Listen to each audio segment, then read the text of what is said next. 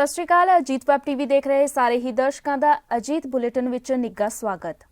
ते हुण नज़र मार लैंदे हां अज दीयां खास खबरां ते। अमृतपाल सिंह मामले विच श्री अकाल तख्त साहिब दा सरकार नूं 24 घंटे दा अल्टीमेटम। नेपाल च लुकिया है अमृतपाल, नवी सैल्फी आई सामने। कांग्रेस ते विरोधी पार्टी वालों ब्लैक डे वजों कीता गया रोस प्रदर्शन, सोनिया गांधी भी हुई शामिल। गैंगस्टर अतीक अहमद पहुंचा नैनी जेल, कहा यूपी STF मैनू मार देवेगी। ते हुण इन्हां खबरां दा विस्तार ते इस दे नाल ही कुछ अहम खबरां। पंजाब दे मौजूदा माहौल ते सिख नौजवानां दीयां नजायज़ गिरफ्तारियां उत्ते विचार करन दे लई अज श्री अकाल तख्त साहिब विखे सिख संप्रदावां जथेबंदियां, सिख विद्वानां, पत्रकारां ते बुद्धिजीवियां दी जरूरी इकत्तरता हुई। बैठक दौरान संबोधन करदे श्री अकाल तख्त साहिब दे जथेदार ज्ञानी हरप्रीत सिंह ने सिख जथेबंदियां ते संप्रदावां नूं नाल लैके खालसा वहीर आरंभ करन दा ऐलान करदिआं सरकार नूं गिरफ्तार कीते नौजवानां नूं 24 घंटे अंदर रिहा करन दा अल्टीमेटम दित्ता। उत्थे ही दूसरे पासे हरियाणा कमेटी के आगू बलजीत सिंह दादूवाल नूं श्री अकाल तख्त साहिब वालों सद्दा ना मिलण उत्ते भी बलजीत सिंह दादूवाल अपने समर्थकों के नाल श्री दरबार साहिब श्री अकाल तख्त साहिब पहुंचे अते पत्रकारां दे नाल गलबात करदिआं उन्हां ने कहा कि हरेक जथेबंदी नूं श्री अकाल तख्त साहिब वालों खुला सद्दा देना चाहिदा सी। उन्हां ने कहा कि जथेदार वालों कौम विच वितकरा करन दी कोशिश की गई है। फड़ो फड़ी इस तरह बेकसूर है। जेकर भाई अमृतपाल सिंह ने कोई गुनाह किया तो जिस दिन वो अजनाले थाने च गए सीगे, जिदन उन्होंने एक साथी नूं बेगुनाह कह के छड्डिया गया कि वो बेगुनाह सीगा, जे फड़ लिया तो गुनाहगार सी, छड्डना पिया तो बेगुनाह हो गया। तो इस तरह भाई अमृतपाल सिंह नूं उदों तक तो वो बेगुनाह सीगा, एकदम की इदां दी गल हो गई कि जिहदे करके इस तरह पंजाब नूं जिहड़ा सी फोर्सां दे हवाले करके नौजवानों की फड़ो फड़ी की गई है। ਉਹਦੇ वास्ते जथेदार अकाल तख्त साहब ਨੂੰ समूह संप्रदावां जथेबंदियां दे मैं समझदा कि निरपक्षता ਦਾ होना चाहिए सी। ਜਿਹੜਾ लिमिटेड ਜਿਹਾ ਕੀਤਾ ਗਿਆ ਇਹਦੇ ਨਾਲ ਨਿਰਪੱਖਤਾ ਨਹੀਂ ਰਹੀ। पर फिर भी ਅੱਜ मैं ਤਾਂ नहीं ਉੱਥੇ ਜਾਣਾ ਚਾਹੁੰਦਾ ਕਿ ਉਹ ਕਹਿਣ ਕਿ ਜਿਹੜਾ ਹੈਗਾ ਸਾਡੇ ਪ੍ਰੋਗਰਾਮ 'ਚ ਕਿਸੇ ਤਰ੍ਹਾਂ ਦਾ ਵਿਘਨ ਪਾਉਣ ਵਾਸਤੇ ਅਸੀਂ ਕਿਉਂਕਿ ਕੌਮ ਦੇ ਨਾਲ ਆ, ਪੰਥ ਦੇ ਨਾਲ ਆ ਤੇ ਬਤੌਰ ਸਿੱਖ ਅਸੀਂ ਉਹਨਾਂ ਬੰਦੀ ਸਿੰਘਾਂ ਦੀ ਰਿਹਾਈ ਦੀ ਕਾਮਨਾ ਵੀ ਕਰਦੇ। ਸੰਘਰਸ਼ ਵੀ ਜੋ ਪੰਥ ਦਾ ਪ੍ਰੋਗਰਾਮ ਹੋਊਗਾ ਉਹਦੇ ਨਾਲ ਪੂਰਾ ਮੋਢੇ ਨਾਲ ਮੋਢਾ ਜੋੜ ਕੇ ਸਾਥ ਦੇਵਾਂਗੇ ਤਾਂ ਕਿ ਸਾਡੇ ਚਾਹੇ ਭਾਈ ਅਮਰਤਪਾਲ ਸਿੰਘ ਆ ਜੇ ਉਹ ਪੁਲਿਸ ਦੀ ਗ੍ਰਿਫਤ ਵਿੱਚ ਆ ਤੇ ਉਹਦੀ ਰਿਹਾਈ ਦੇ ਵਾਸਤੇ, ਬਾਕੀ ਸਿੱਖ ਜਿੰਨੇ ਵੀ ਗ੍ਰਿਫਤ 'ਚ ਆ ਉਹਨਾਂ ਦੀ ਰਿਹਾਈ ਤੇ ਝੂਠੇ ਮੁਕੱਦਮੇ ਜਿਵੇਂ NSA ਵਰਗੀਆਂ ਧਾਰਾਵਾਂ ਲਾ ਕੇ ਇੱਕ ਸਿੱਧੇ ਜਿਹੇ ਬੰਦਿਆਂ ਆਮ ਜਿਹੇ ਬੰਦਿਆਂ ਨੂੰ ਕੋਈ ਨਸ਼ਾ ਛੱਡਣ ਆਇਆ, ਕੋਈ ਜਿਹੜਾ ਸੀ ਉਹ ਗੁਰਦੁਆਰੇ ਦਾ ਗ੍ਰੰਥੀ ਹੈ, ਉਹਨਾਂ ਤੇ NSA ਵਰਗੀਆਂ ਧਾਰਾਵਾਂ ਲਾ ਕੇ ਉਹਨਾਂ ਨੂੰ ਅਸਾਮ ਭੇਜ ਦੇਣਾ ਵੀ ਇਹ ਬਿਲਕੁਲ ਬੰਦ ਹੋਣਾ ਚਾਹੀਦਾ। ਪੰਜਾਬ ਅਮਨ ਸ਼ਾਂਤੀ ਚਾਹੁੰਦਾ। पंथ ते पंजाब नूं जेकर आपां तरक्की दे राह ते लिजाना ते जिहड़ा दहशत वाला माहौल आ वो खत्म करना पऊगा। जिहड़ा सोशल मीडिया ते कर्म कीता जा रहा है, पत्रकारां नूं फड़ो फड़ाई कीती जा रही है, बिल्कुल मैं इहदी सख्त शब्दां च मैनूं पता लग्गिआ कि पिछले दिनां दे अंदर बहुत सारे चैनलां बहुत सारे पत्रकारां नूं जिहड़ा गिरफ्तार किया गया, ਉਹਨਾਂ ਦੇ ਜਿਹੜਾ ਬੰਦ ਕੀਤਾ ਗਿਆ ਚੈਨਲਾਂ ਨੂੰ।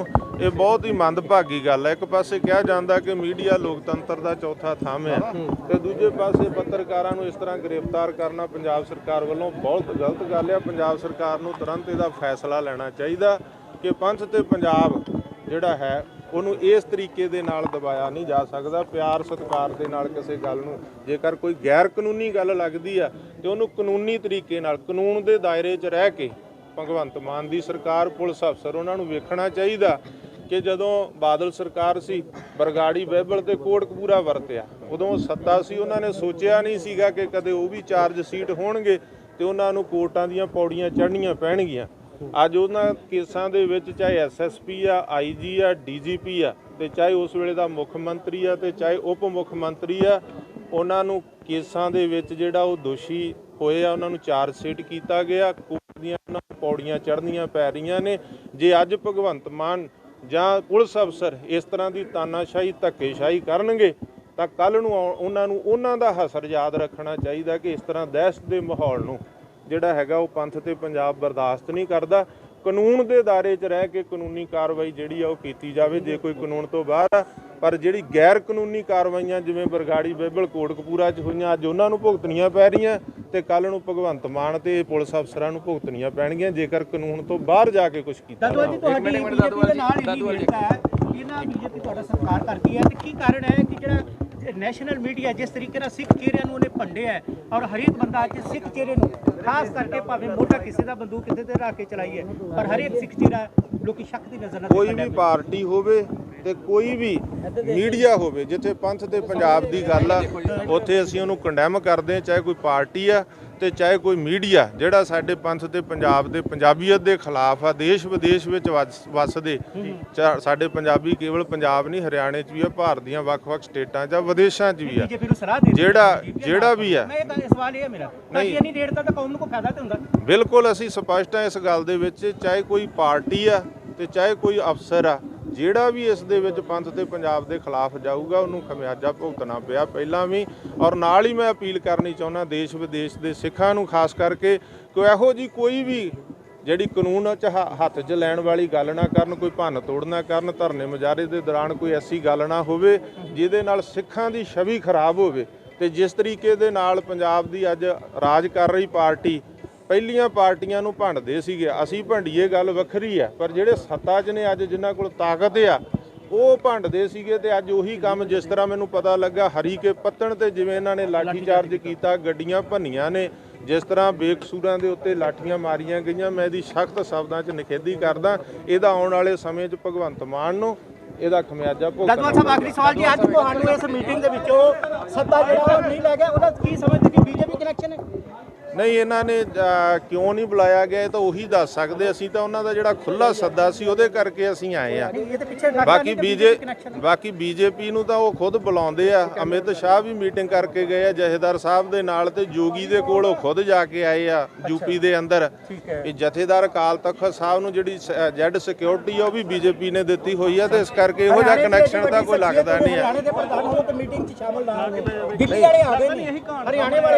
ਨਹੀਂ, ਪਰ ਸੱਦਾ ਹੀ ਨਹੀਂ ਆ ਨਾ, ਹਰਿਆਣਾ ਸਿੱਖ ਗੁਰਦੁਆਰਾ ਪ੍ਰਬੰਧਕ ਕਮੇਟੀ ਨੂੰ ਉਹਨਾਂ ਵੱਲੋਂ ਮਾਨਤਾ ਹੀ ਨਹੀਂ ਆ ਉਹਨਾਂ ਨੂੰ। ਪਰ ਮੈਨੂੰ ਬਤੌਰ ਸਿੱਖ ਪਹਿਲਾਂ ਵੀ ਸੱਦਾ ਜਾਂਦਾ ਰਿਹਾ, ਚਾਹੇ ਉਹ ਲਗਾ ਮਾਤਰਾ ਦਾ ਮਸਲਾ ਸੀਗਾ ਤੇ ਚਾਹੇ ਉਹ ਦੀਵਾਨ ਆਪਣਾ ਜਿਹੜਾ ਸੀਗਾ ਤੇਜਾ ਸਿੰਘ ਸਮੁੰਦਰੀ ਹਾਲ ਦੇ ਵਿੱਚ ਬੰਦੀ ਸਿੰਘਾਂ ਦੀ ਰਿਹਾਈ ਦਾ ਸੀ। ਪਰ ਇਸ ਵਾਰ ਪਹਿਲੀ ਵਾਰੀ ਆ ਕਿ ਸਾਨੂੰ ਸੱਦਾ ਨਹੀਂ ਗਿਆ।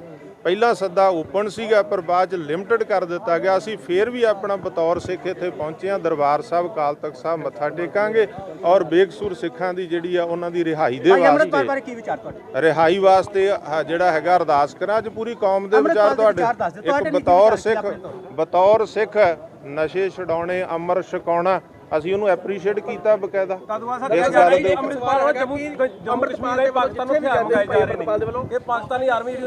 ਅਜੇ ਤੱਕ ਤਾਂ ਕੋਈ ਹਥਿਆਰ ਇਹੋ ਜਿਹਾ ਨਹੀਂ ਸਾਹਮਣੇ ਆਇਆ ਵੀ ਜਿਹੜਾ ਗੈਰ ਕਾਨੂੰਨੀ ਹੋਵੇ। 315 12 ਬੋਰ ਤੇ 32 ਬੋਰ 12 ਬੋਰ 315 ਤੁਹਾਨੂੰ ਪੰਜਾਬ ਦੇ ਤਕਰੀਬਨ ਹਰ ਲਾਇਸੈਂਸੀ ਘਰ ਦੇ ਵਿੱਚੋਂ ਮਿਲ ਜਾਣਗੇ ਜਿਨ੍ਹਾਂ ਨੇ ਲਾਇਸੈਂਸ ਬਣਾਏ ਹੋਏ ਆ। ਇਹ ਹਥਿਆਰ ਕੋਈ ਵੀ ਜਿਹੜਾ ਹੈ, ਹਥਿਆਰ ਤਾਂ ਮੇਰੇ ਤੇ ਵੀ ਪਾਏ ਸੀ ਉਦੋਂ ਬਾਦਲ ਸਰਕਾਰ ਨੇ, ਕਹਿੰਦੇ AK-47 ਗੁਜਰਾਤ 'ਚ ਪਈ ਹੈ, ਕਹਿੰਦੇ ਮੁੜ ਕੇ ਲੈ ਕੇ ਤਾਂ ਆਏ ਨਹੀਂ ਕਿਤੇ।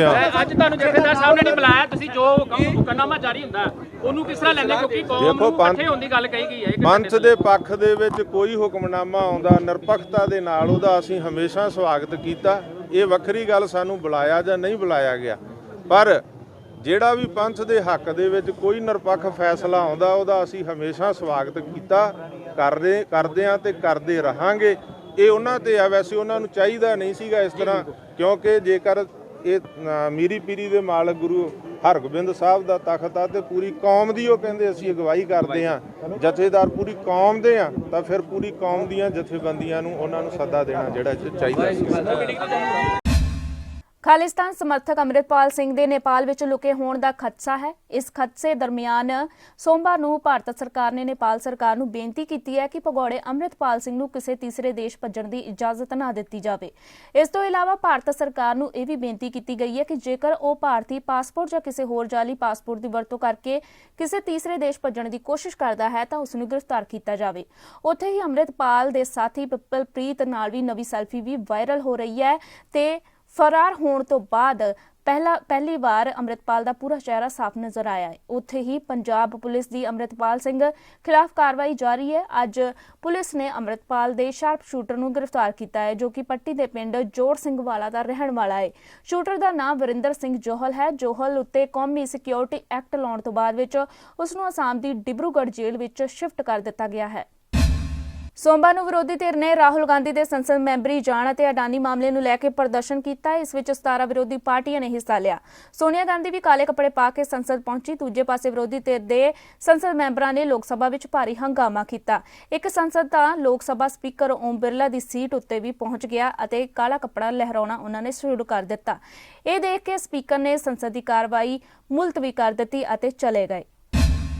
जो व्यक्ति अदानी जिसकी संपत्ति पहले 3,000 करोड़ थी, उसके बाद उसकी संपत्ति 50,000 करोड़ बन गई, फिर उसके बाद उसकी संपत्ति 2 लाख करोड़ बन गई, लेकिन 2.5 साल में उसकी संपत्ति 12 लाख करोड़ बन गई। ये कैसा बना? इसके लिए राहुल गांधी जी ने पार्लियामेंट में चंद प्रश्न पूछे। पहला प्रश्न तो ये पूछा कि मोदी जी अदानी के प्लान में आप आए थे, ये आपके और उनके रिश्ते क्या है? दूसरा प्रश्न इनका था कि जो अदानी इतना छोटा इंडस्ट्रियलिस्ट है, उसको इतना बड़ा आपने किया, इसका कारण क्या है? और तीसरा, आप फॉरेन कंट्री जब जा रहे हैं, दूसरे मुल्कों पे जब जाते हैं, उनको प्लेन में लेके जाते हैं, कितने बार लेके गए? चौथा प्रश्न ये था कि आप जहाँ जहाँ जाते हो उसी वक्त वो भी वहाँ पर आके मिलते हैं, उसका कारण क्या है? और पांचवी बात ये है कि जब आप वहाँ पर जाते हैं, वहाँ के प्राइम मिनिस्टर्स, वहाँ के फॉरेन मिनिस्टर्स, वहाँ के कैपिटलिस्ट लोगों के साथ मिलवाते हो, ये क्या बात है? इन चीजों को आप उत्तर दे दो। और छोटे से समय पे एक आदमी इतना पैसा कमा सकता है, जब देश में 50% लोग अभी भी उनकी इनकम केवल गरीबी रेखा के नीचे है। लेकिन ऐसे बड़े लोगों का जो आज संपत्ति बढ़ रहा है, इतना फास्ट बढ़ रहा है, कोई पर कैपिटा इनकम दूसरों का उतना नहीं बढ़ रहा है। इसके लिए जो सवाल किए थे, उन सवालों का जवाब वो नहीं दे सके। और पूरे पार्टी के नेता लोग यहाँ पर जो जितने भी पार्टियां, हमारे 18 पार्टी आज आए हैं, एक भी पार्टी मिस नहीं हुआ। सभी मिलके यही मुद्दा पूछ रहे कि भाई आप ज्वाइंट पार्लियामेंट्री कमेटी बिठाओ, उसमें खुल के आएगा, सत्यता बाहर आएगी, रिकॉर्ड्स देखेंगे और रिकॉर्ड्स छानबीन करने के बाद जो चीज बाहर आएगी वो सबको मालूम होगा, ट्रांसपेरेंसी होगी। और आपको ये भी मालूम होगा कि हम जो ये डिमांड कर रहे हैं, ये डिमांड क्यों कर रहे हैं, ये भी लोगों को मालूम होगा। तो ये जो चीजें हैं, उनके फाइल भी जांच हो गई। और आप जेपीसी करने को क्यों डर रहे हो? आपका तो मेजॉरिटी है, 2/3 मेजॉरिटी है, बहुमत है। हम तो अल्पमत में हैं और मेंबर्स जो बनेंगे ज्वाइंट पार्लियामेंट्री कमेटी के, वो तुम्हारे ज्यादा बनेंगे, बीजेपी के ज्यादा बनेंगे, या तुम्हारे दोस्तों को मिला के और ज्यादा हो जाएंगे। तो डर क्यों बात है? किस बात से डर रहे हो? इसका मतलब है कि दाल में कुछ काला है, इसीलिए वो डर रहे हैं। और जो लोग डरते हैं, कभी ना कभी मरते भी हैं। ਉਮੇਸ਼ਪਾਲ ਕਤਲकांड ਦਾ ਦੋਸ਼ੀ ਗੈਂਗਸਟਰ ਅਤੀਕ ਅਹਿਮਦ ਪ੍ਰਯਾਗਰਾਜ ਪਹੁੰਚ ਗਿਆ। ਉਸ ਨੂੰ ਨੈਣੀ ਜੇਲ੍ਹ ਦੇ ਵਿੱਚ ਰੱਖਣ ਲਈ ਸਾਰੀਆਂ ਤਿਆਰੀਆਂ ਮੁਕੰਮਲ ਕਰ ਲਈਆਂ ਗਈਆਂ ਨੇ। ਇਸ ਤੋਂ ਬਾਅਦ ਮੰਗਲਵਾਰ ਯਾਨੀ 28 ਮਾਰਚ ਨੂੰ ਉਸ ਨੂੰ ਪ੍ਰਯਾਗਰਾਜ ਦੀ ਵਿਸ਼ੇਸ਼ ਅਦਾਲਤ ਦੇ ਵਿੱਚ ਪੇਸ਼ ਕੀਤਾ ਜਾਵੇਗਾ। ਅਤੀਕ ਦੇ ਕਾਫਲੇ ਵਿੱਚ ਉਸ ਦੀ ਭੈਣ ਅਤੇ ਵਕੀਲ ਵੀ ਨੇ। ਇਸ ਤੋਂ ਪਹਿਲਾਂ 26 ਮਾਰਚ ਨੂੰ UPSTF ਦੇ ਅਧਿਕਾਰੀ ਅਤੇ 30 ਹਥਿਆਰਬੰਦ ਕਰਮਚਾਰੀ ਸਵੇਰੇ ਅਹਿਮਦਾਬਾਦ ਪਹੁੰਚੇ ਅਤੇ ਗੁਜਰਾਤ ਪੁਲਿਸ ਤੋਂ ਅਤੀਕ ਦੀ ਹਿਰਾਸਤ ਦੀ ਪ੍ਰਕਿਰਿਆ ਪੂਰੀ ਕੀਤੀ।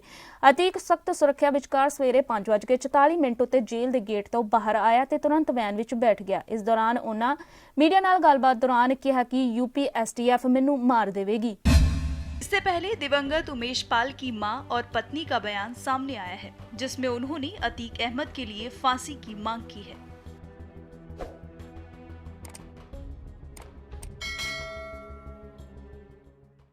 न्याय तो हम सुनेंगे क्या अदालत न्याय देती है, लेकिन न्याय के साथ साथ मेरा ये कहना है, जैसे मेरे बेटे का मर्डर हुआ है वैसे अशरफ और आतिक इसका बेटा अगर मारा जाए तो मेरी आत्मा को तसल्ली मिलेगी, इसलिए कि जीने का रास्ता हो जाएगा।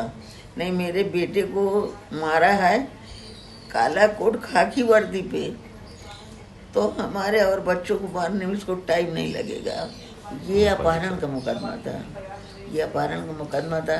राजू पाल की गवाही दे रहे थे, 2-1 पेशी भी चला हो, तो ये जब गवाही देने लगे तो उसने मना किया, देख इतने लोग भरे थे, कोई नहीं बोल रहा है, तू क्यों गवाही दे रहा है।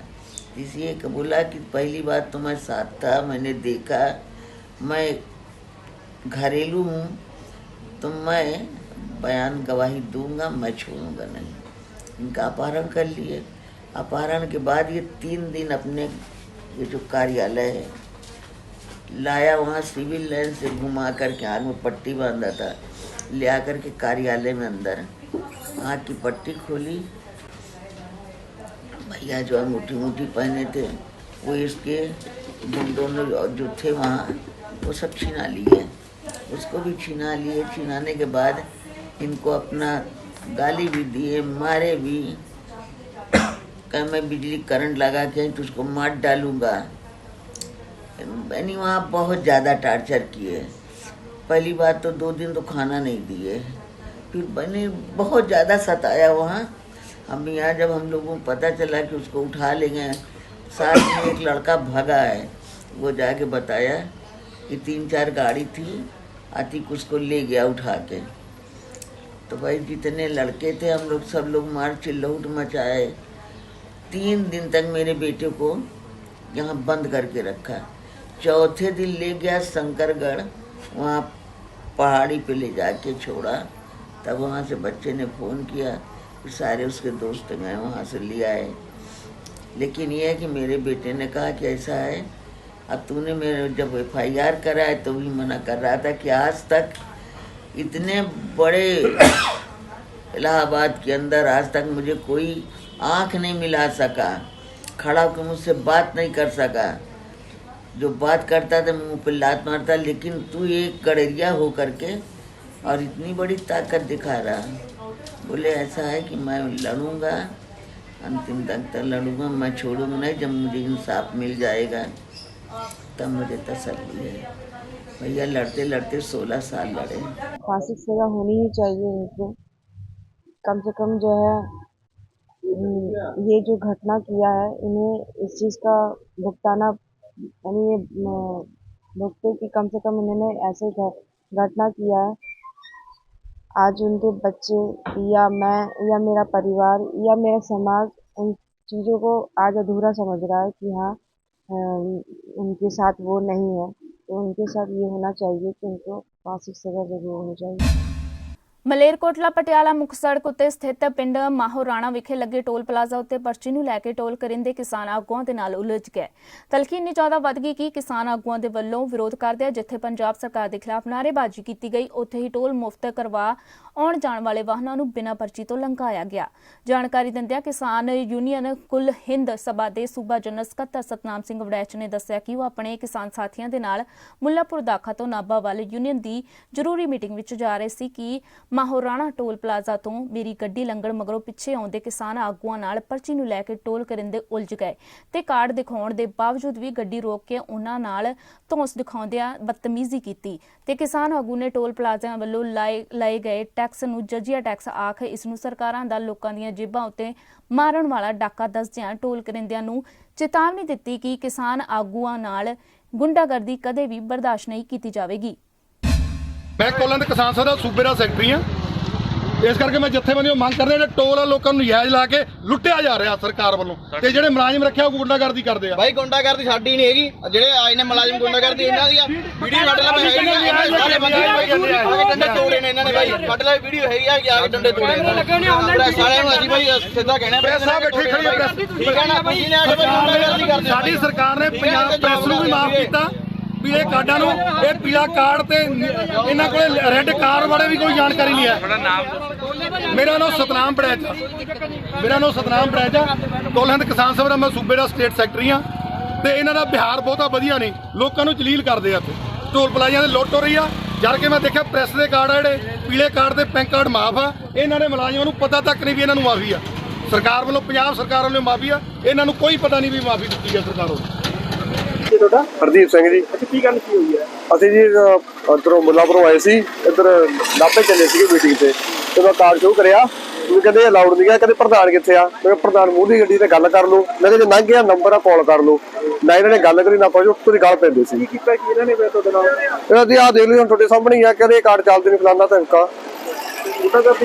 ਗੁੰਡਾਗਰਦੀ ਕਰਦੇ ਆ ਜੀ, ਤੁਹਾਡੇ ਸਾਹਮਣੇ ਦੇਖ ਲਓ। ਜੇ ਗੁੰਡਾਗਰਦੀ ਨਹੀਂ ਤੇ ਹੋਰ ਕੀ ਆ? ਪੁੱਛਣਾ ਹੈ ਵੀ ਕੀ ਗੱਲ ਕੀ ਹੋਈ ਹੈ, ਘਟਨਾ ਕੀ ਹੋਈ ਹੈ, ਉਹਦੇ ਬਾਰੇ ਪੁੱਛਣਾ। ਘਟਨਾ ਇਹ ਹੋਈ ਆ ਜੀ, ਉਹਨਾਂ ਨੇ ਯੈਲੋ ਪ੍ਰੈਸ ਦਾ ਕੱਢਤੀ, ਉਹ ਗੱਡੀ ਕੱਢਤੀ ਸੀ ਅਸੀਂ। ਠੀਕ ਆ, ਦੂਜਿਆਂ ਦੇ ਕਿਸਾਨ ਯੂਨੀਅਨ ਦਾ ਕੱਢਤੀ, ਬਾਕੀ ਨਾਲ ਦੂਜੇ ਲੋਟ ਮੁੰਡੇ ਦੇ। ਠੀਕ ਹੈ ਜੀ, ਕਿਸਾਨ ਯੂਨੀਅਨ ਨੂੰ ਆਪਣੇ ਉਹਤੇ ਕੋਈ ਛੋਟ ਨਹੀਂ। ਠੀਕ ਹੈ, ਜਿੱਦੇ ਕੋਈ ਰੈਲੀ ਜਾਂ ਮੀਟਿੰਗ ਤਾਂ ਉਹਦੇ ਛੋਟ ਹੈ ਜੀ। ਠੀਕ ਹੈ, ਜਿਹੜੇ ਪਰਸਨਲ ਕੰਮ ਜਾ ਰਹੇ ਸੀ ਆਪਣੇ ਕਮੈਨਾਂ ਲੈਣੇ ਜੀ। ਠੀਕ ਹੈ, ਤੇ ਉਹਨਾਂ ਨੇ ਇਸ਼ੂ ਕ੍ਰੀਏਟ ਕਰਿਆ ਜੀ, ਆ ਕੇ ਉਹਨਾਂ ਨੇ ਡੰਡੇ ਤੋੜਤੇ। ਉਹ ਕਹਿੰਦੇ ਵੀ ਅਸੀਂ ਤਾਂ ਮੀਟਿੰਗ ਤੇ ਚੱਲੇ ਸੀਗੇ, ਵੀ ਸਾਨੂੰ ਇਹਨਾਂ ਨੇ ਜਬਰੀ ਇਹਨਾਂ ਨੇ ਉਹ ਕੀਤਾ, ਕਿਸਾਨ ਯੂਨੀਅਨ ਦਾ ਅਸੀਂ ਕਾਰਡ ਵੀ ਦਿਖਾਇਆ, ਸਾਡਾ ਪ੍ਰਧਾਨ ਨਿਕਲ ਗਿਆ ਬਾਹਰ। ਵੀ ਉਸ ਤੋਂ ਬਾਅਦ ਸਾਨੂੰ ਇਹ ਪੁੱਠਾ ਬੋਲੇ, ਸਾਨੂੰ ਕਹਿੰਦੇ ਧਮਕਾਇਆ ਵੀ। ਪਹਿਲਾਂ ਮੇਰੀ ਗੱਲ ਸੁਣੋ ਜੀ, ਵੀਡੀਓ ਚੈੱਕ ਕਰ ਲਓ। ਠੀਕ ਹੈ, ਵੀਡੀਓ ਆਪਣੇ ਕੋਲ ਪਈ ਆ, ਪ੍ਰੂਫ।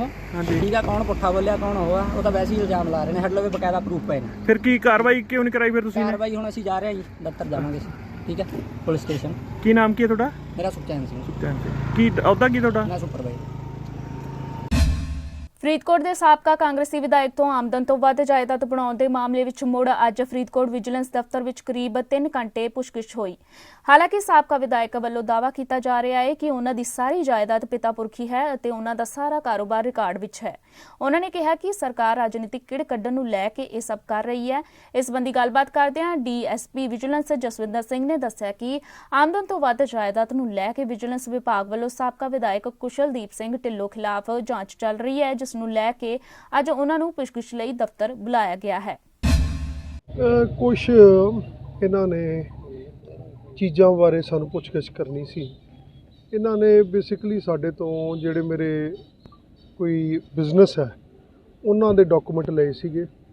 ਸੋ ਕੁਝ ਗੱਲਾਂ ਜਿਹੜੀਆਂ ਕੋਈ ਮੇਰੀਆਂ ਇਨਕਮ ਟੈਕਸ ਰਿਟਰਨਸ ਹੈ ਜਾਂ ਕੋਈ ਮਿਊਚੁਅਲ ਫੰਡ ਹੈ, ਕੁਝ ਗੱਲਾਂ ਮੈਂ ਸਮਝਦਾ ਇਹਨਾਂ ਨੂੰ ਸਮਝ ਨਹੀਂ ਆ ਰਹੀਆਂ ਸੀ। ਇਹ ਚਾਹੁੰਦੇ ਸੀ ਕਿ ਸਾਨੂੰ ਸਮਝਾ ਦਿਓ। ਸੋ ਮੈਂ ਤਾਂ ਇਹਨਾਂ ਨੂੰ ਰਿਕੁਐਸਟ ਕੀਤੀ ਸੀ ਕਿ ਸਾਰਾ ਕੁਝ ਜੋ ਮੇਰਾ ਹੈ ਉਹ ਸਭ ਕੁਝ ਮੇਰਾ ਡਿਕਲੇਅਰ ਕੀਤਾ ਹੋਇਆ ਹੈ ਮੇਰੇ ਇਲੈਕਸ਼ਨ ਐਫੀਡੇਵਿਟਾਂ ਵਿੱਚ, ਮੇਰੀਆਂ ਇਨਕਮ ਟੈਕਸ ਰਿਟਰਨਾਂ ਵਿੱਚ। ਪਰ ਫਿਰ ਵੀ ਜੇ ਤੁਹਾਨੂੰ ਕਿਸੇ ਗੱਲ ਦਾ ਕੋਈ ਸਮਝ ਨਹੀਂ ਨਾ ਤੁਹਾਨੂੰ ਮਹਿਸੂਸ ਹੁੰਦਾ ਕਿ ਅਸੀਂ ਉਹਨੂੰ ਤੁਹਾਨੂੰ ਆ ਕੇ ਦੱਸੀਏ ਤੇ ਅਸੀਂ ਜ਼ਰੂਰ ਤੁਹਾਨੂੰ ਐਕਸਪਲੇਨ ਕਰ ਦਿੰਦੇ ਹਾਂ। ਸੋ ਉਹਦੇ ਬਾਰੇ ਇਹਨਾਂ ਨੇ ਕੁਝ ਚੀਜ਼ਾਂ ਬਾਰੇ ਕਿਹਾ ਸੀਗਾ, ਉਹ ਅੱਜ ਇਹਨਾਂ ਨੂੰ ਐਕਸਪਲੇਨ ਕੀਤਾ। ਸਰ, ਇਸ ਤੋਂ ਪਹਿਲਾਂ ਵੀ ਤੁਹਾਨੂੰ ਬੁਲਾਇਆ ਗਿਆ ਸੀਗਾ, ਉਦੋਂ ਵੀ ਦੇਖੋ ਜਦੋਂ ਪਹਿਲਾਂ ਬੁਲਾਇਆ ਗਿਆ ਸੀ ਉਦੋਂ ਇਹਨਾਂ ਨੇ ਇਨਫੋਰਮੇਸ਼ਨ ਮੰਗੀ ਸੀ ਜਿੰਨੇ ਮੇਰੇ ਬਿਜ਼ਨਸ ਹੈ ਜਾਂ ਜੋ ਮੇਰੀਆਂ ਪ੍ਰੋਪਰਟੀਜ਼, ਕਿਉਂਕਿ ਜਿੰਨੇ ਮੇਰੇ ਚਾਹੇ ਕਾਰੋਬਾਰ ਹੈ ਚਾਹੇ ਮੇਰੀ ਕੋਈ ਪ੍ਰੋਪਰਟੀ ਹੈ ਉਹ ਜਾਂ ਤਾਂ ਸਾਰੀ ਮੇਰੀ ਪੁਸ਼ਤਾਨੀ ਹੈ, ਹੈਰੀਡਿਟਰੀ ਹੈ, ਤੇ ਸਭ ਕੁਝ ਹੀ ਮੇਰਾ ਡਿਕਲੇਅਰਡ ਹੈ। ਮਤਲਬ ਮੇਰੇ ਕੋਲ ਜੋ ਕੁਝ ਵੀ ਹੈ ਸਭ ਡਿਕਲੇਅਰਡ ਪ੍ਰਾਪਰਟੀਆਂ। ਮੈਂ ਉਹਨਾਂ ਦਾ ਟੈਕਸ ਭਰਦਾ। ਮੇਰਾ ਚਾਹੇ ਮੇਰੇ ਤੁਸੀਂ ਐਫੀਡੇਵਿਟ ਦੇਖ ਲਓ ਜਿਹੜੇ ਮੇਰੇ ਇਲੈਕਸ਼ਨਾਂ ਦੇ ਆ, ਚਾਹੇ ਮੇਰੀ ਇਨਕਮ ਹੈ, ਤੁਹਾਨੂੰ ਸਭ ਕੁਝ ਉਹਦੇ ਵਿੱਚ ਮਿਲ ਜਾਏਗਾ। ਸੋ ਫਿਰ ਵੀ ਉਹ ਇਹਨਾਂ ਨੇ ਉਦੋਂ ਇਨਫੋਰਮੇਸ਼ਨ ਮੰਗੀ ਸੀ, ਅਸੀਂ ਜੋ ਬਣਦੀ ਸੀ ਅਸੀਂ ਦੇ ਦਿੱਤੀ ਸੀ। ਅੱਜ ਇਹਨਾਂ ਨੇ ਕੋਈ ਸਵਾਲ ਜਵਾਬ ਸੀ। ਇੱਕ ਮੇਰੀ ਜਿਹੜੀ ਬੇਟੀ ਹੈ ਉਹ 3.5 ਸਾਲ ਦੀ ਹੈ, ਇਹ ਉਹਦੇ ਕੋਈ ਪਤਾ ਨਹੀਂ ਥੋੜ੍ਹਾ ਬਹੁਤਾ ਉਹਦੇ ਨਾਂ 'ਤੇ ਕੋਈ ਮਿਊਚੁਅਲ ਫੰਡ ਹੋਣਾ ਹੈ, ਉਹਦੇ ਬਾਰੇ ਪੁੱਛਣਾ ਚਾਹੁੰਦੇ ਸੀ। ਸੋ ਇਸ ਕਰਕੇ ਇਹੋ ਜਿਹੀਆਂ ਇਨਫੋਰਮੇਸ਼ਨਾਂ ਜਿਹੜੀਆਂ ਪੁੱਛਣਾ ਚਾਹੁੰਦੇ ਸੀ ਉਹ ਇਹਨਾਂ ਨੂੰ ਅੱਜ ਅਸੀਂ ਉਹਨਾਂ ਬਾਰੇ ਦੱਸਿਆ। ਸਰ, ਮਹਾਲੀ ਵਕੀਲ ਘਰ ਹੈਗਾ ਚੰਡੀਗੜ੍ਹ ਵਿੱਚ, ਉਹਦੇ ਵਿੱਚ ਵੀ ਕਿਤੇ ਗੱਲ ਸਾਹਮਣੇ ਆਈ? ਉਹਦੇ 'ਚ ਸਾਹਮਣੇ ਤਾਂ ਕੀ ਆਉਣੀ ਸੀ, ਉਹ ਘਰ ਹੈ ਜਿਹੜਾ ਉਹ ਮੇਰੇ ਨਾਂ 'ਤੇ ਹੈ, ਮੈਂ ਉਹ ਘਰ ਬਣਾ ਰਿਹਾ। ਉਹ ਸਾਰਾ ਘਰ ਮੇਰਾ ਜਿਹੜਾ ਹੈ ਉਹ ਬੈਂਕ ਦੇ ਲੋਨ 'ਤੇ ਬਣ ਰਿਹਾ। ਉਹ ਮੈਂ ਬੈਂਕ ਤੋਂ ਲੋਨ ਲਿਆ ਹੋਇਆ, ਉਹ ਸਾਰਾ ਕੁਝ ਬੈਂਕ ਦੇ ਲੋਨ 'ਤੇ ਬਣ ਰਿਹਾ।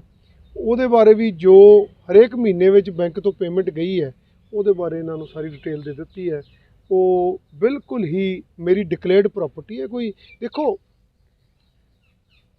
ਉਹਦੇ ਬਾਰੇ ਸਾਹਮਣੇ ਕੀ ਹੋਣਾ ਸੀ, ਉਹ ਤਾਂ ਜਿਹੜਾ 2022 'ਚ ਮੇਰਾ ਇਲੈਕਸ਼ਨ ਐਫੀਡੇਵਿਟ ਹੈ ਉਹਦੇ ਵਿੱਚ ਹੀ ਮੈਂ ਉਹ ਘਰ ਬਾਰੇ ਡਿਕਲੇਅਰ ਕੀਤਾ ਹੋਇਆ। ਇਹ ਵੀ ਡਿਕਲੇਅਰ ਕੀਤਾ ਹੈ ਕਿ ਉਹਦੇ 'ਤੇ ਕਿੰਨਾ ਬੈਂਕ ਦਾ ਲੋਨ ਹੈ। ਉਹ ਕੋਈ ਲਕੋਈ ਵੀ ਚੀਜ਼ ਤਾਂ ਹੈ ਨਹੀਂ, ਉਹ ਤਾਂ ਡਿਕਲੇਅਰਡ ਚੀਜ਼ ਹੈ। ਮੇਰੀ ਜਿਹੜੀ ਇਨਕਮ ਟੈਕਸ ਦੀ ਰਿਟਰਨ ਹੈ ਉਹਦੇ 'ਚ ਵੀ ਡਿਕਲੇਅਰ ਹੋਇਆ ਵਾ, ਜੋ ਉਹਦੇ 'ਚ ਬੈਂਕ ਦਾ ਲੋਨ ਆ ਉਹ ਵੀ ਸਾਹਮਣੇ ਹੈ। ਸੋ ਉਹਦੇ 'ਚ ਕੋਈ ਲੁਕਾਉਣ ਵਾਲੀ ਗੱਲ ਸਰਕਾਰ ਵੱਲੋਂ ਲਗਭਗ ਸਾਰੇ ਹੀ ਜਿਹੜੇ ਕਾਂਗਰਸ ਦੇ ਵਿਧਾਇਕ ਨੇ ਜਾਂ ਮੰਤਰੀ ਰਹੇ ਨੇ ਸਾਰਿਆਂ ਨੂੰ ਨੋਟਿਸ ਕੀਤੇ ਜਾ ਰਹੇ ਨੇ, ਇਸ ਕਾਰਵਾਈ ਨੂੰ ਕਿਵੇਂ ਵੇਖਦੇ? ਗੱਲ ਸਿਆਸਤ ਲੱਗ ਰਿਹਾ। ਦੇਖੋ ਇਹਦੇ ਬਾਰੇ ਤਾਂ ਤੁਸੀਂ ਵੀ ਭਲੀ ਭਾਂਤ ਜਾਣਦੇ ਹੋ ਤੇ ਦੁਨੀਆ ਵੀ ਭਲੀ ਭਾਂਤ ਜਾਣਦੀ ਹੈ, ਕਿਉਂਕਿ ਕਾਂਗਰਸ ਮੇਨ ਆਪੋਜੀਸ਼ਨ ਪਾਰਟੀ ਹੈ ਪੰਜਾਬ ਵਿੱਚ।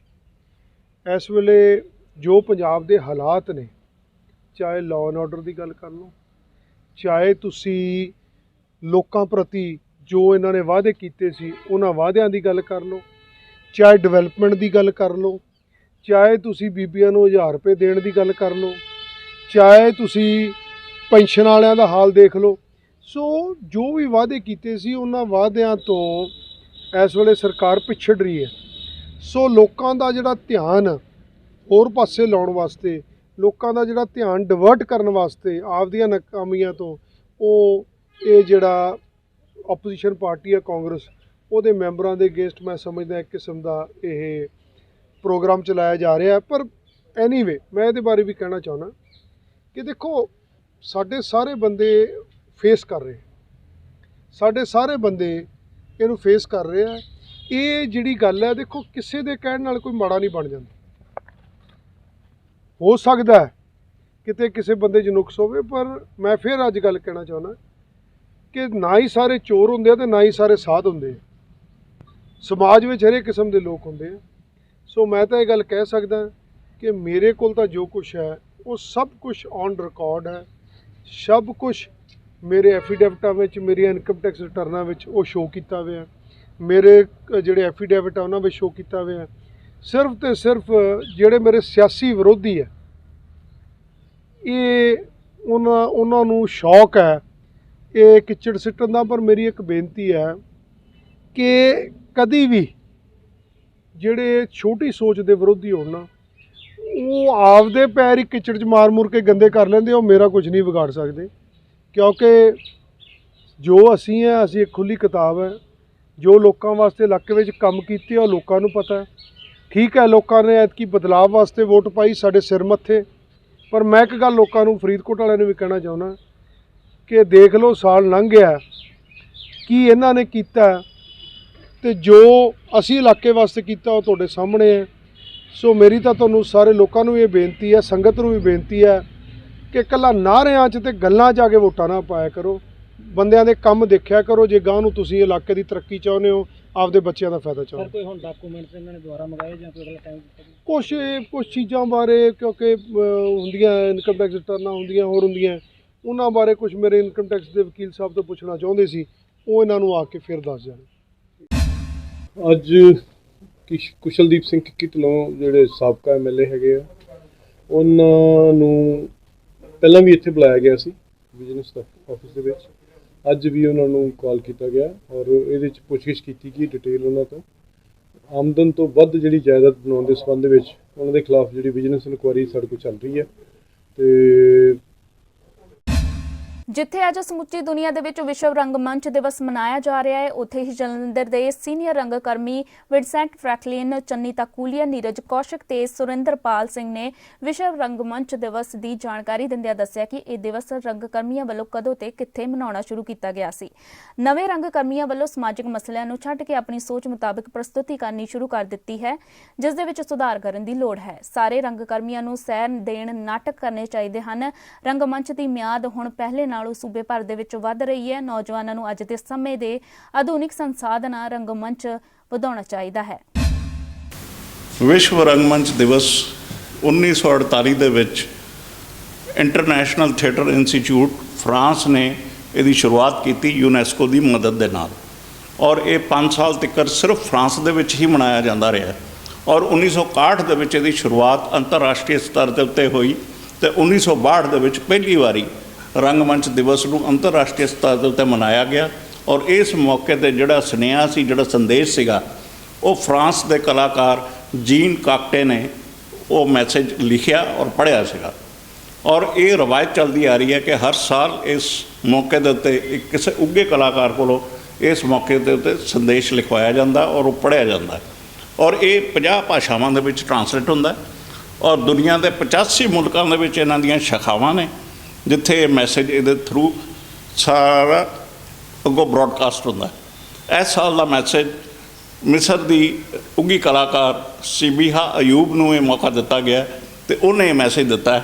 ਇਸ ਤੋਂ ਇਲਾਵਾ ਜਿੰਨੇ ਵੀ ਛੋਟੀ ਛੋਟੀਆਂ ਸੰਸਥਾਵਾਂ ਨੇ, ਛੋਟੇ ਛੋਟੇ ਰੰਗਮੰਚ ਦੇ ਗਰੁੱਪਸ ਨੇ, ਉਹ ਆਪਣੇ ਤੌਰ ਦੇ ਉੱਤੇ ਇਹਨੂੰ ਥੀਏਟਰ ਕਰਕੇ ਰੰਗਮੰਚ ਨੂੰ ਕਿਸ ਤਰੀਕੇ ਦੇ ਨਾਲ ਹੋਰ ਪ੍ਰਫੁੱਲਿਤ ਕਰਨਾ ਉਹਦੇ ਉੱਤੇ ਡਿਬੇਟ ਕਰਕੇ ਨਾਟਕਾਂ ਦੇ ਮਾਧਿਅਮ ਦੇ ਨਾਲ ਇਹਨੂੰ ਮਨਾਉਂਦੇ ਨੇ। ਇਸ ਮੌਕੇ 'ਤੇ ਪੜ੍ਹਿਆ ਜਾਣ ਵਾਲਾ ਜਿਹੜਾ ਸੰਦੇਸ਼ ਹੁੰਦਾ ਉਹ ਰੰਗਮੰਚ ਨੂੰ ਪ੍ਰਫੁੱਲਿਤ ਕਰਨ ਵਾਸਤੇ ਔਰ ਜਿਹੜੀਆਂ ਸਮਾਜਿਕ ਕੁਰੀਤੀਆਂ ਜਿਨ੍ਹਾਂ ਦੇ ਉੱਤੇ ਅੰਤਰਰਾਸ਼ਟਰੀ ਸਤਰ ਦੇ ਉੱਤੇ ਸਾਡੇ ਉੱਤੇ ਅਸਰ ਹੋ ਰਿਹਾ, ਜਿਸ ਤਰ੍ਹਾਂ ਪੋਲਿਊਸ਼ਨ ਹੈ, ਵਾਟਰ ਹਾਰਵੈਸਟਿੰਗ ਹੈ, ਪਾਣੀ ਦੀ ਜਿਹੜੀ ਰੱਖ ਰਖਾਵ ਹੈ, ਜਾਂ ਇਹਨਾਂ ਸਮੱਸਿਆਵਾਂ ਦੇ ਉੱਤੇ ਨਾਲ ਰਿਲੇਟਡ ਗੱਲਾਂ ਕੀਤੀਆਂ ਜਾਂਦੀਆਂ ਨੇ ਔਰ ਉਹਨਾਂ ਨੂੰ ਦੂਰ ਕਰਨ ਦੇ ਉਪਰਾਲੇ ਵਜੋਂ ਰੰਗਮੰਚ ਦੇ ਮਾਧਿਅਮ ਦੇ ਨਾਲ ਕੀ ਕੀਤਾ ਜਾ ਸਕਦਾ ਉਹ ਸਾਰਾ ਕੁਝ ਉਸ ਸੰਦੇਸ਼ ਦੇ ਵਿੱਚ ਦਿੱਤਾ ਜਾਂਦਾ ਔਰ ਇੱਕ ਦੂਜੇ ਨੂੰ ਵਧਾਈ ਦਿੱਤੀ ਜਾਂਦੀ।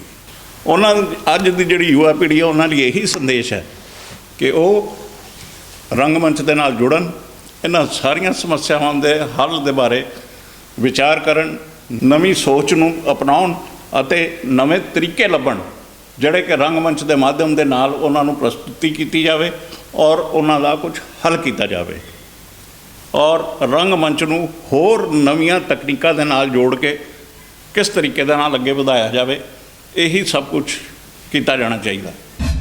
ਜਦੋਂ ਮੈਂ ਥੀਏਟਰ ਸ਼ੁਰੂ ਕੀਤਾ 1962 ਦੇ ਵਿੱਚ, ਉਦੋਂ ਸੀਗਾ ਕਿ ਸਾਰੇ ਜਿਹੜੇ ਐਸਟੈਬਲਿਸ਼ ਪਲੇ ਰਾਈਟਰ ਸੀਗੇ ਕੁਝ ਉਹਨਾਂ ਦੇ ਹੀ ਸਕ੍ਰਿਪਟ ਚੱਲੇ ਜਾਂਦੀਆਂ ਸੀ।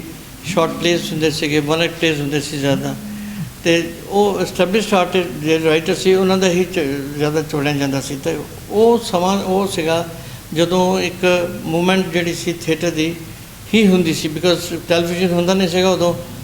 ਸਕੂਲਾਂ ਦੇ ਵਿੱਚ ਵੀ ਅਤੇ ਕਾਲਜਾਂ ਦੇ ਵਿੱਚ ਵੀ ਇਸ ਤਰ੍ਹਾਂ ਹੀ ਕੀਤਾ ਜਾਂਦਾ, ਪਲੇਸ ਕੀਤੇ ਜਾਂਦੇ ਸੀਗੇ। ਉਸ ਵੇਲੇ ਇੱਕ ਹੁੰਦਾ ਸੀਗਾ ਕਿ ਜਸਟ ਇੱਕ ਸਕ੍ਰਿਪਟ ਲਈ ਹੈ, ਤਿਆਰ ਹੈਗੀ ਹੈ, ਕੁਝ ਹੋਰ ਲੋਕਾਂ ਨੇ ਖੇਲੀ ਹੈਗੀ ਹੈ ਤਾਂ ਅਸੀਂ ਉਸਦੀ ਨਕਲ ਮਾਰ ਕੇ ਅਸੀਂ ਵੀ ਆਪਣੀ ਸ਼ੁਰੂਆਤ ਕੀਤੀ ਹੁੰਦੀ ਸੀਗੀ। ਹੁਣ ਦਾ ਸਮਾਂ ਜਿਹੜਾ ਆ ਗਿਆ ਇਹਦੇ 'ਚ ਹੋਇਆ ਕਿ ਹੁਣ ਨਵੇਂ ਜਿਹੜੇ ਥੀਏਟਰ ਗਰੁੱਪ ਬਣੇ ਨੇ, ਡਾਇਰੈਕਟਰਸ ਬਣੇ ਨੇ, ਨਵੇਂ ਰਾਈਟਰਸ ਆਏ ਨੇ, ਉਹਨਾਂ ਨੇ ਆਪਣੀ ਸਕ੍ਰਿਪਟ ਨੂੰ ਲੈ ਕੇ ਪਲੇਸ ਕਰਨੇ ਸ਼ੁਰੂ ਕਰਤੇ ਨੇ, ਜਿਹੜੇ ਕਿਸੇ ਪੱਖੋਂ ਘੱਟ ਨਹੀਂ ਹੈਗੇ, ਪਰ ਕੁਝ ਹੀ ਚੀਜ਼ਾਂ ਜਿਹੜੀਆਂ ਅਸੀਂ ਕਈ ਵਾਰੀ ਐਕਸਪੈਰੀਮੈਂਟਲ ਪਲੇਸ ਕਰਨਾ ਸ਼ੁਰੂ ਕਰ ਦਿੰਦੇ ਹਾਂ। ਅਸੀਂ ਸੋਸ਼ਲ ਲਾਈਫ ਨੂੰ ਛੱਡ ਕੇ ਦੂਜੇ ਪਾਸੇ ਚਲ ਜਾਂਦੇ ਹਾਂ। ਉਹ ਥੋੜ੍ਹੀ ਜਿਹੀ ਕਿਤੇ ਕਮਜ਼ੋਰੀ ਵੀ ਦਿਖਦੀ ਹੈ ਤਾਂ ਕਿਤੇ ਡਿਵੈਲਪਮੈਂਟ ਲੱਗਦੀ ਹੈ। ਇਹ ਆਪਣੀ ਸੋਚ ਹੈ ਅਤੇ ਇਹਨਾਂ ਦੇ ਵਿੱਚ ਜੇ ਅਸੀਂ ਦੂਸਰੇ ਲਫ਼ਜ਼ ਕ੍ਰਿਟੀਸਾਈਜ਼ ਕਰਦਾ ਕਿਸੇ ਨੂੰ ਕੋਈ ਹੱਕ ਨਹੀਂ, ਜਿਹੜਾ ਬੰਦਾ ਇਕੱਲਾ ਆਪਣੀ ਮਰਜ਼ੀ ਨਾਲ ਕਰ ਰਿਹਾ। ਮਗਰ ਇੱਕ ਅਗਰ ਡਿਸਪਲਿਨ ਤੌਰ 'ਤੇ ਦੇਖਿਆ ਜਾਂਦਾ ਤਾਂ ਰਹੇ ਅਤੇ ਐਸਟੈਬਲਿਸ਼ ਪਲੇ ਰਾਈਟਰਸ ਨੂੰ ਵੀ ਨਾਲ ਲੈ ਕੇ ਸਾਨੂੰ ਚੱਲਣਾ ਚਾਹੀਦਾ ਹੈਗਾ, ਔਰ ਭਾਵੇਂ ਕਿਸੇ ਰੂਪ ਵਿੱਚ ਵੀ ਹੋਏ। ਅਤੇ ਅੱਜ ਥੀਏਟਰ ਵਰਲਡ ਥੀਏਟਰ ਡੇ ਦੇ ਦਿਨ ਵਾਲੇ ਦਿਨ ਮੈਂ ਸਾਰਿਆਂ ਨੂੰ ਅਪੀਲ ਕਰਦਾ ਕਿ ਸਿੰਸੀਅਰ ਐਫਰਟਸ ਕਰੋ ਕਿ ਤੁਹਾਡੇ ਜਿਹੜਾ ਪਲੇਸ ਹੈਗੇ ਨੇ ਐਕਸਪੈਰੀਮੈਂਟਲ ਪਲੇਸ ਵੀ ਕਰੋ, ਸੋਸ਼ਲ ਪਲੇਸ ਵੀ ਕਰੋ, ਮੈਸੇਜਸ ਦੇਵੋ, ਉਹਦੇ ਨਾਲ ਸਾਂਝ ਵਧਾਓ। ਇੱਕ ਹੋਰ ਜੇ 5, 6 ਜਾਂ 7 ਥੀਏਟਰ ਗਰੁੱਪ ਜਿਹੜੇ ਹੈਗੇ ਨੇ ਜਲੰਧਰ ਦੇ ਵਿੱਚ, ਕਿਤੇ ਵੀ ਇੱਕ ਸ਼ੋਅ ਹੁੰਦਾ ਤਾਂ ਉਹ ਸਾਰੇ ਜਿਹੜੇ ਦੇਖਣ ਜ਼ਰੂਰ ਜਾਣ, ਕਿਉਂਕਿ ਉਸ ਨਾਲ ਹੋਏਗਾ ਕਿ ਉਹਨਾਂ ਦੀ ਦੇਖਾ ਦੇਖੀ ਹੋਰ ਲੋਕ ਵੀ ਨਾਲ ਜੁੜਨਗੇ। ਇਸ ਤਰੀਕੇ ਨਾਲ ਨਫਰੀ ਵਧੇਗੀ, ਪਰਿਵਾਰ ਵਧੇਗਾ। ਤਾਂ ਇਹ ਮੇਰਾ ਸੰਦੇਸ਼ ਹੈਗਾ ਕਿ ਅਸੀਂ ਸੱਜੇ ਢੰਗ ਨਾਲ, ਸੁਥਰੇ ਢੰਗ ਨਾਲ ਇੱਕ ਦੂਜੇ ਨਾਲ ਮਿਲ ਕੇ ਕੰਮ ਕਰੀਏ ਐਂਡ ਇੱਕ ਦੂਜੇ ਦੀ ਪ੍ਰੋਡਕਸ਼ਨ ਜਿਹੜੀ ਇਹਨੂੰ ਕੋ ਪ੍ਰੋਡਕਸ਼ਨ ਦੇ ਤੌਰ 'ਤੇ ਉਹਨਾਂ ਦਾ ਇਸਤੇਮਾਲ ਕਰੀਏ ਐਂਡ ਉਹ ਚੀਜ਼ਾਂ ਅਸੀਂ ਇੱਕ ਵੱਡਾ ਸੋਲਿਡ ਥੀਏਟਰ ਗਰੁੱਪਸ ਬਣਾ ਸਕਦੇ ਹੈਗੇ ਹਾਂ ਇੱਕ ਦੂਜੇ ਦੀ ਸਾਂਝ ਦੇ ਨਾਲ। ਅਮਰੀਕਾ ਦੇ ਕੈਲੀਫੋਰਨੀਆ ਸੂਬੇ ਦੇ ਗੁਰਦੁਆਰੇ ਵਿੱਚ 2 ਵਿਅਕਤੀਆਂ ਨੂੰ ਗੋਲੀ ਮਾਰ ਦਿੱਤੀ ਗਈ ਹੈ। ਸੈਕਰਾਮੈਂਟੋ ਕਾਊਂਟੀ ਸ਼ੈਰਿਫ ਦੇ ਦਫ਼ਤਰ ਦੇ ਬੁਲਾਰੇ ਸਾਰਜੈਂਟ ਅਮਰ ਗਾਂਧੀ ਦੇ ਅਨੁਸਾਰ ਗੋਲੀਬਾਰੀ ਐਤਵਾਰ ਬਾਅਦ ਦੁਪਹਿਰ 2:30 ਵਜੇ ਗੁਰਦੁਆਰਾ ਸੈਕਰਾਮੈਂਟੋ ਸਿੱਖ ਸੁਸਾਇਟੀ ਵਿੱਚ ਹੋਈ। ਇਹ ਘਟਨਾ ਗੁਰਦੁਆਰੇ ਵਿੱਚ ਪਹਿਲੇ ਨਗਰ ਕੀਰਤਨ ਦੌਰਾਨ ਹੋਈ। ਖਬਰ ਦੇ ਮੁਤਾਬਕ ਸ਼੍ਰੀ ਗਾਂਧੀ ਨੇ ਕਿਹਾ ਕਿ ਗੁਰਦੁਆਰੇ ਵਿੱਚ 2 ਬੰਦਿਆਂ ਵਿਚਾਲੇ ਲੜਾਈ ਹੋ ਗਈ। ਇੱਕ ਨੇ ਦੂਜੇ ਦੇ ਦੋਸਤ ਨੂੰ ਗੋਲੀ ਮਾਰ ਦਿੱਤੀ। ਇਸ ਤੋਂ ਬਾਅਦ ਵਿੱਚ ਲੜਾਈ ਵਿੱਚ ਸ਼ਾਮਿਲ ਦੂਜੇ ਵਿਅਕਤੀ ਨੇ ਉਸ ਵਿਅਕਤੀ ਨੂੰ ਗੋਲੀ ਮਾਰ ਦਿੱਤੀ ਜਿਸ ਨੇ ਉਸਦੇ ਦੋਸਤ ਨੂੰ ਗੋਲੀ ਮਾਰੀ ਸੀ ਤੇ ਇਸ ਮਗਰੋਂ ਉਹ ਫਰਾਰ ਹੋ ਗਿਆ। Try to get to the bottom of this, and hopefully in the future we can do better. Whatever we missed on, it was not anything we were aware of. If we were, it would not handle hopefully better. The individual, they had their own problems outside of the congregation here, so whatever happened was their own, but they just happened to pick this place to do what they did. It's very sad. We're very hurt. Everybody's very disappointed at the outcome. Are you looking into potentially, security or safety of surrounding? We had plenty of security. Police and sheriff and everybody was CHP. We were on a parade route, and everyone was there enjoying themselves, and everyone was humble. And while a lot of people were still left behind, that's when this took place. Do you have a message, because we know that this is, these were unfortunately members of the community that were involved in this incident. Is there a message you have for them? Yes, we're still here. We're together. We're going to get through it. We've been through the worst and better, and we will come together and fight our way and come out of the current situation we're in and move forward with our heads held high. It hurts, but we'll be back. We're here. We're not going anywhere. Two bad people are not going to ruin what we have going for us and the community. And we would love to welcome back anytime, all the time, every day, 7 days a week. Thank you. Thank you so much. Thank you. Appreciate it. ਵਾਰਿਸ ਪੰਜਾਬ ਦੇ ਜਥੇਬੰਦੀ ਦੇ ਮੁਖੀ ਅੰਮ੍ਰਿਤਪਾਲ ਸਿੰਘ ਦੇ ਇੱਕ ਸਾਥੀ ਹਰਕਰਨ ਸਿੰਘ ਪੁੱਤਰ ਸਵਿੰਦਰ ਸਿੰਘ ਵਾਸੀ ਕੋਟਲੀ ਅੰਬ ਤਹਿਸੀਲ ਅਜਨਾਲਾ ਨੂੰ JMIC ਬਿਕਰਮਜੀਤ ਸਿੰਘ ਬਾਬਾ ਬਕਾਲਾ ਸਾਹਿਬ ਦੀ ਅਦਾਲਤ ਦੇ ਵਿੱਚ ਪੇਸ਼ ਕੀਤਾ ਗਿਆ। ਉਸ ਦੇ ਖਿਲਾਫ ਥਾਣਾ ਖਿਲਚੀਆਂ ਵਿਖੇ ਮੁਕੱਦਮਾ ਦਰਜ ਕੀਤਾ ਗਿਆ ਸੀ ਅਤੇ ਅੱਜ ਅਜਨਾਲਾ ਵਿਖੇ ਪੇਸ਼ ਕਰਨ ਪਿੱਛੋਂ ਥਾਣਾ ਖਿਲਚੀਆਂ ਦੀ ਪੁਲਿਸ ਉਸ ਨੂੰ ਇੱਥੇ ਟ੍ਰਾਂਜ਼ਿਟ ਰਿਮਾਂਡ ਉੱਤੇ ਲੈ ਕੇ ਪੁੱਜੀ ਸੀ। ਇਸ ਮੌਕੇ ਅਦਾਲਤ ਦੇ ਵਿੱਚ ਸ਼੍ਰੋਮਣੀ ਅਕਾਲੀ ਦਲ ਵੱਲੋਂ ਐਡਵੋਕੇਟ ਬਿਕਰਮਜੀਤ ਸਿੰਘ ਬਾਠ ਨੇ ਉਕਤ ਗ੍ਰਿਫਤਾਰ ਹਰਕਰਨ ਸਿੰਘ ਦੇ ਕੇਸ ਦੀ ਪੈਰਵੀ ਕੀਤੀ ਤੇ ਇੱਥੇ ਕੀ ਮਾਣਯੋਗ ਅਦਾਲਤ ਨੇ ਉਸ ਨੂੰ 14 ਦਿਨਾਂ ਦੇ ਲਈ ਜੁਡੀਸ਼ੀਅਲ ਹਿਰਾਸਤ ਦੇ ਵਿੱਚ ਭੇਜਣ ਦਾ ਹੁਕਮ ਦਿੱਤਾ ਹੈ। ਹਰਕਰਨ ਸਿੰਘ ਦੀ ਅਗਲੀ ਪੇਸ਼ੀ ਬਾਬਾ ਬਕਾਲਾ ਸਾਹਿਬ ਅਦਾਲਤ ਦੇ ਵਿੱਚ ਹੁਣ 10 ਅਪ੍ਰੈਲ ਨੂੰ ਹੋਵੇਗੀ। ਵੇਖੋ ਜੀ, ਅੱਜ ਪੰਜਾਬ ਪੁਲਿਸ ਨੇ ਫਿਰ ਇੱਕ ਬੇਕਸੂਰ ਨੌਜਵਾਨ ਨੂੰ ਫੜ ਕੇ ਇੱਥੇ ਪੇਸ਼ ਕੀਤਾ ਹੈ। ਗੱਲ ਇਹ ਕਿ ਕਸੂਰ ਕਿਸੇ ਇੱਕ ਦਾ ਹੁੰਦਾ ਤੇ ਪੂਰੇ ਪੰਜਾਬ ਦੇ ਨੌਜਵਾਨਾਂ ਨੂੰ ਇਸ ਤਰ੍ਹਾਂ ਪਰੇਸ਼ਾਨ ਕਰਨਾ ਠੀਕ ਨਹੀਂ ਹੈਗਾ। ਅੱਜ ਇਹਨਾਂ ਨੇ ਹਰਕਰਨ ਸਿੰਘ ਸੈਨ ਆਫ ਸਵਿੰਦਰ ਸਿੰਘ ਵਾਸੀ ਕੋਟਲੀ ਅੰਬ ਤਹਿਸੀਲ ਅਜਨਾਲਾ ਨੂੰ ਟ੍ਰਾਂਜ਼ਿਟ ਰਿਮਾਂਡ ਤੇ ਲਿਆਂਦਾ ਸੀ ਤੇ ਆਨਰੇਬਲ ਕੋਰਟ ਸਰਦਾਰ ਬਿਕਰਮਦੀਪ ਸਿੰਘ JMIC ਦੀ ਅਦਾਲਤ ਵਿੱਚ ਪੇਸ਼ ਕੀਤਾ ਗਿਆ, ਜਿੱਥੇ ਮਾਨਯੋਗ ਅਦਾਲਤ ਨੇ ਇਹਨਾਂ ਨੂੰ 14 ਦਿਨਾਂ ਦੇ ਜੁਡੀਸ਼ੀਅਲ ਰਿਮਾਂਡ ਤੇ 10/4/22 ਵਾਸਤੇ ਭੇਜ ਦਿੱਤਾ ਗਿਆ। ਹੁਣ ਦੇਖਿਆ ਜਾਵੇ ਤਾਂ ਇਸ ਤਰ੍ਹਾਂ ਫੜੋ ਫੜਾਈ ਨੌਜਵਾਨਾਂ ਨੂੰ ਫੜ ਕੇ ਅਦਾਲਤਾਂ 'ਚ ਪੇਸ਼ ਕਰਨਾ ਇੱਕ ਸਹਿਮ ਜਿਹੇ ਦਾ ਮਾਹੌਲ ਬਣ ਗਿਆ ਪੰਜਾਬ 'ਚ। ਕਸੂਰ ਹੋ ਸਕਦਾ ਕਿਸੇ ਇੱਕ ਦਾ ਹੋਵੇ ਚਾਹੇ ਨਾ ਹੋਵੇ, ਪਰ ਇਸ ਤਰ੍ਹਾਂ ਪੰਜਾਬ ਦੇ ਵਿੱਚ ਸਹਿਮ ਦਾ ਮਾਹੌਲ ਪੈਦਾ ਕਰਨਾ ਮੇਰਾ ਖਿਆਲ ਠੀਕ ਨਹੀਂ ਹੈਗਾ। ਅਸੀਂ ਆਪਣੇ ਪ੍ਰਧਾਨ ਸ਼੍ਰੋਮਣੀ ਅਕਾਲੀ ਦਲ ਦੇ ਸਰਦਾਰ ਸੁਖਬੀਰ ਸਿੰਘ ਬਾਦਲ ਦੇ ਹੁਕਮਾਂ ਅਨੁਸਾਰ ਪੂਰੇ ਪੰਜਾਬ ਦੇ ਵਿੱਚ ਜਿੱਥੇ ਵੀ ਬੇਕਸੂਰ ਨੌਜਵਾਨ ਨੂੰ ਫੜ ਕੇ ਲਿਆ ਕੇ ਅਦਾਲਤ ਵਿੱਚ ਪੇਸ਼ ਕੀਤਾ ਜਾਏ, ਉਹਦੀ ਪੈਰਵਾਈ ਵਾਸਤੇ ਸਾਡੀ ਸਮੁੱਚੀ ਟੀਮ ਲੱਗੀ ਹੈ। ਇਹ ਕੋਈ ਅਖਬਾਰੀ ਬਿਆਨ ਨਹੀਂ ਹੈ ਕਿ ਸੁਖਬੀਰ ਜੀ ਨੇ ਅਖਬਾਰੀ ਬਿਆਨ ਦੇ ਦਿੱਤਾ ਤੇ ਪ੍ਰੈਕਟੀਕਲੀ ਨਹੀਂ ਹੋ ਰਿਹਾ। ਸੱਚ ਇਹ ਹੈ ਕਿ ਪ੍ਰੈਕਟੀਕਲੀ ਹੋ ਰਿਹਾ। ਹਰ ਥਾਂ ਤੇ ਜਿੱਥੇ ਵੀ ਬੇਕਸੂਰ ਨੌਜਵਾਨਾਂ ਨੂੰ ਫੜ ਕੇ ਅਦਾਲਤ ਵਿੱਚ ਪੁਲਿਸ ਵੱਲੋਂ ਪੇਸ਼ ਕੀਤਾ ਜਾਂਦਾ, ਸਾਡੀ ਪੂਰੀ ਸ਼੍ਰੋਮਣੀ ਅਕਾਲੀ ਦਲ ਦੀ ਟੀਮ ਲੱਗੀ ਪਈ ਹੈ।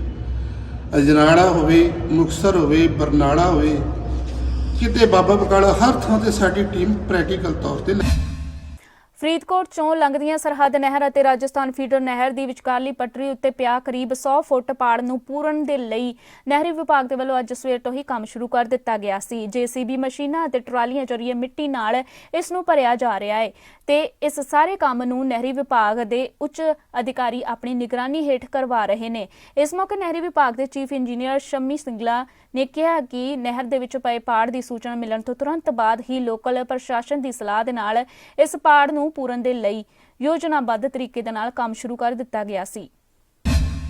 ਇਹ ਜਿਹੜਾ ਕੱਲ ਰਾਜਸਥਾਨ ਫੀਡਰ ਤੇ ਸਰਹੰਦ ਫੀਡਰ ਦੀ ਜਿਹੜਾ ਸਾਂਝਾ ਪਟੜਾ ਹੈਗਾ, ਉਹਦੇ ਉੱਤੇ ਸ਼ਾਮ ਨੂੰ 6 ਵਜੇ ਦੇ ਨੇੜੇ ਇੱਕ ਇਹ ਸ਼ੁਰੂ ਹੋ ਗਿਆ ਸੀ ਪਾੜ ਪੈਣਾ ਤੇ ਅਸੀਂ ਨਾਲ ਦੀ ਨਾਲ ਹੀ ਮੌਕੇ ਦੇ ਉੱਪਰੋਂ ਜਿਹੜਾ ਇਹਦਾ ਹੈੱਡ ਤੋਂ ਪਾਣੀ ਆਉਂਦਾ, ਮੱਲਾਂ ਵਾਲੇ ਹੈੱਡ ਤੇ ਪਾਣੀ ਬੰਦ ਕਰ ਦਿੱਤਾ ਤੇ ਫਿਰੋਜ਼ਪੁਰ ਫੀਡਰ ਨੂੰ ਦਿੱਤਾ ਤੇ ਮੁੜ ਕੇ ਹਰੀਕੇ ਤੋਂ ਪਾਣੀ ਬੰਦ ਕਰ ਦਿੱਤਾ ਤੇ ਸਵੇਰੇ ਜਿਹੜਾ ਪਾਣੀ ਇਹਦਾ ਬਿਲਕੁਲ ਬੰਦ ਹੋ ਗਿਆ। ਹੁਣ ਥੋੜਾ ਬਹੁਤ ਪਿੱਛੋਂ ਨਿਕਾਲ ਆ ਰਿਹਾ ਪਾਣੀ ਦਾ ਤੇ ਅਸੀਂ ਮੌਕੇ ਦੇ ਉੱਪਰ ਜਿਹੜਾ ਇਹਨੂੰ ਨੱਕੇ ਨੂੰ ਪੂਰਨ ਦਾ ਕੰਮ ਜਿਹੜਾ ਹੈਗਾ ਉਹ ਸ਼ੁਰੂ ਕਰ ਦਿੱਤਾ ਹੈ ਤੇ ਰਾਤੀ ਸਾਨੂੰ 6 ਵਜੇ ਪਤਾ ਲੱਗਿਆ ਸ਼ਾਮ ਨੂੰ, ਤੇ 7:15 ਵਜੇ ਮੇਰੀ ਪੂਰੀ ਟੀਮ, ਮੈਂ ਮੇਰੇ ਐਸਸੀ ਸਾਹਿਬ ਐਕਸ਼ਨ ਤੇ ਐਸਡੀਓ ਜੇਈਜ਼, ਅਸੀਂ ਕੱਲ੍ਹ ਸ਼ਾਮ ਨੂੰ ਇੱਥੇ ਪੂਰੇ ਹਾਜ਼ਰ ਸੀ ਤੇ ਡਿਸਟ੍ਰਿਕਟ ਐਡਮਿਨਿਸਟ੍ਰੇਸ਼ਨ ਡੀਸੀ ਮੈਡਮ ਨਾਲ ਗੱਲ ਕਰਕੇ ਤੇ ਅਸੀਂ ਫੁੱਲ ਇਹਦੀ ਪਲੈਨਿੰਗ ਕਰ ਲਈ ਸੀ। ਰਾਤ ਨੂੰ ਅਸੀਂ ਇਹਦੀਆਂ ਏਜੰਸੀਆਂ ਜੋ ਸਾਡੇ ਠੇਕੇਦਾਰ ਹੈਗੇ ਉਹਨਾਂ ਨੂੰ ਹਾਇਰ ਕੀਤਾ ਤੇ ਰਾਤ ਨੂੰ ਹੀ ਪਲੈਨਿੰਗ ਕੀਤੀ ਤੇ ਸਵੇਰੇ 6 ਵਜੇ ਅਸੀਂ ਨੱਕੇ ਨੂੰ ਜਿਹੜਾ ਪੂਰਨ ਦਾ ਕੰਮ ਇਹ ਸਾਡਾ ਸ਼ੁਰੂ ਹੋ ਗਿਆ ਤੇ ਸਾਡੀ ਪੂਰੀ ਕੋਸ਼ਿਸ਼ ਹੈਗੀ ਹੈ ਕਿ ਦਿਨ ਰਾਤ ਕੰਮ ਚੱਲੇਗਾ।